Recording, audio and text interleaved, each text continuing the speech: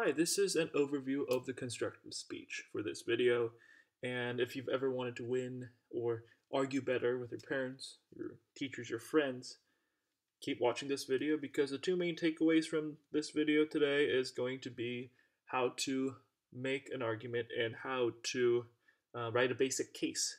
So, without further ado, let's start. So, the constructive.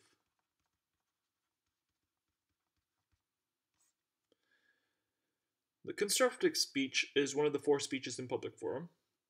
It's the first two speeches of the round. The first speaker from each each team gets to do the constructive, not second speakers, and they're 4 minutes each. And it's basically your first impression to the audience, to your judge especially, and you do what it's called presenting a case. It's the only pre-written speech. So it's pre-written. Everything else is going to be impromptu, constructive. It should be polished, timed, ready to go to make that first impression. So once we have figured out what a constructive is already, now let change colors and talk about the case. So what is a case? A case, in my perspective, is a set of arguments to support your side of the resolution or the topic. The case is a speech that you're supposed to read in the constructive, and you should have two sides, two cases ready before a debate tournament, before a debate round. And when you write these two cases, there's no time for personal opinion here. You're supposed to pretend that you are pro or AF and write a case, and then pretend that you are not in favor at all. You're on the con or the neg, and write another case. So pretend that you are on two sides, two opposing sides. And before you write the case, spend some time looking at the resolution, because that's going to be the most important thing for that month or that debate tournament. Figure out what it means, figure out what the words mean, and brainstorm. Brainstorm arguments before you write a case. And after you brainstorm these ideas, we want to structure it. You can't just jot down sentences on a piece of paper. That's not a case. You can't just do it off of your head either. It has to be pre-written. So it's just like writing a 5-paragraph essay for school. And 5-paragraph essay. And for all school essays, there's an intro. There's a body. And there's a conclusion. And unlike boring school essays, preparing cases are very important because they help you win. They will help you win rounds. And the intro consists of, intro consists of the grabber, the attention grabber, and then the intro, and then the side, which side you're on, pro or con. Sorry, you can't read that there. And then something called the framework.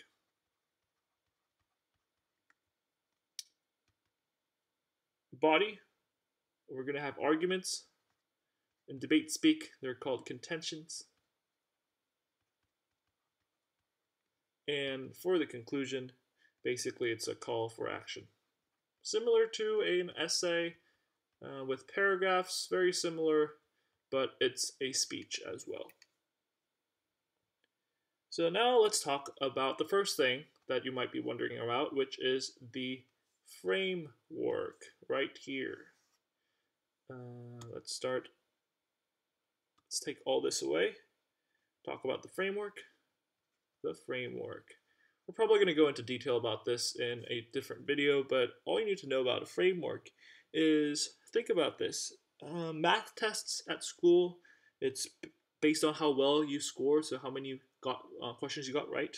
English essays are basically based on a rubric. So, but how do you judge a debate round? Because you can't really like score the debaters on like how many questions they get right. So in the debate round, of the framework is your opportunity to set the rubric, set the criteria for the judge, and give the judge a lens, a set of lenses for the judge to see the topic in a certain way and grade you based on that. And also it serves the purpose of making the judge understand what the topic means, and also a way for your opponents and you to be kind of on the same page, or at least tell your opponents that you interpret the topic in this way. And basically, as I said, it's an interpretation of the topic.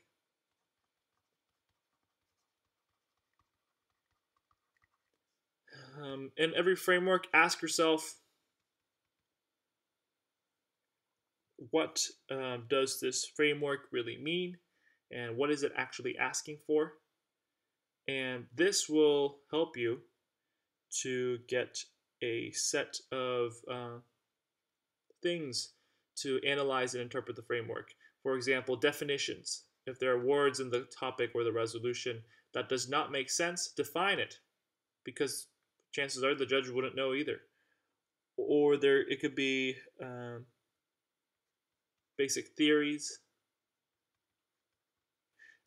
So general resolutional analysis, and weighing mechanisms.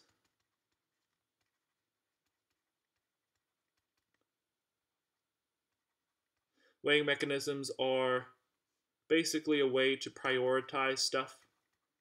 If you have a topic about saving human lives, you could say, oh, we have to prioritize lives over earning money. That's how. That's basically a weighing mechanism to prioritize. We'll talk about more about these framework details later, but framework is basically a criteria, a rubric, and an interpretation of the topic.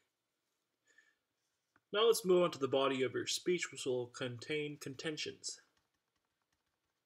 And not just one contention, it will have multiple contentions. A good case would have 2 or 3 good arguments. If you go over that, have 4 or 5, you can do that. Have like 6 contentions, but it will, since you have a time limit, it will make your case weaker. And a contention, I would define a contention as basically a set of reasons to support a conclusion. And you might call these arguments. Debaters call them contentions. Same thing. So, if we want to break this down more specifically, any argument you make, however trivial they are, if you get pulled over by the police and try to convince the police that you didn't do anything, or if you want to ask your parents to buy you something or ask your friend to do something for you. Everything is an argument, and all arguments have three parts to them. These three parts are number one.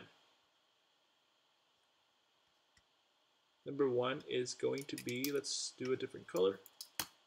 Whoops. Number one is going to be the claim. All arguments have a claim.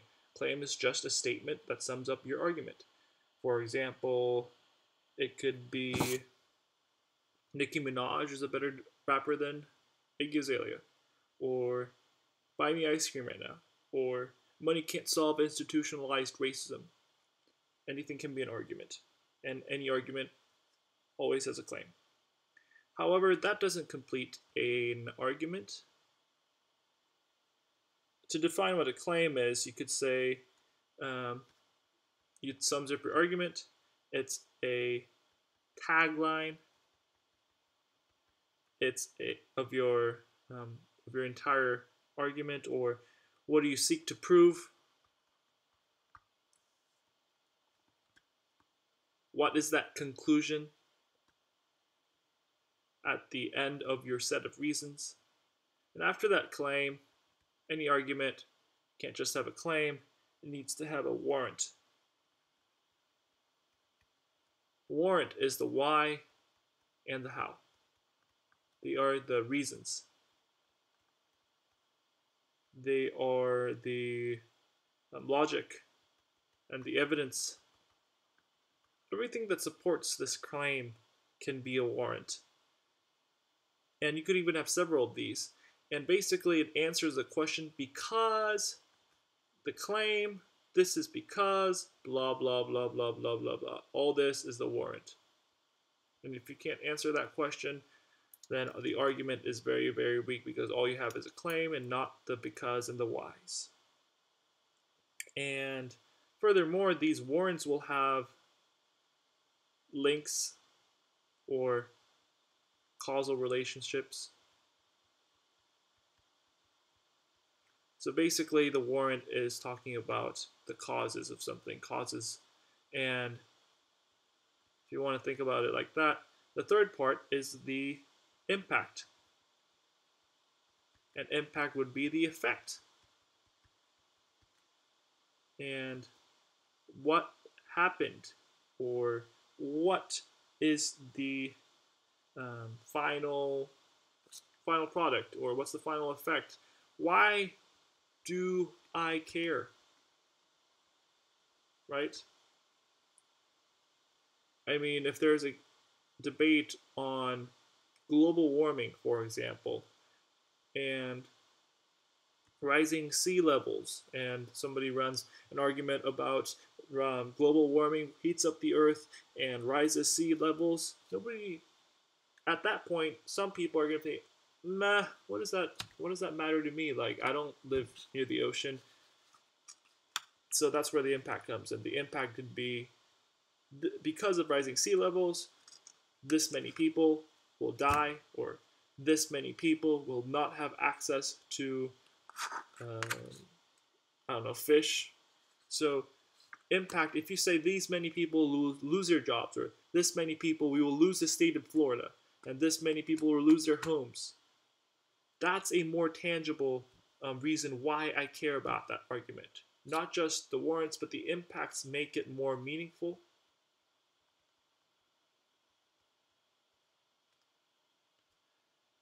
And something I would want to care about.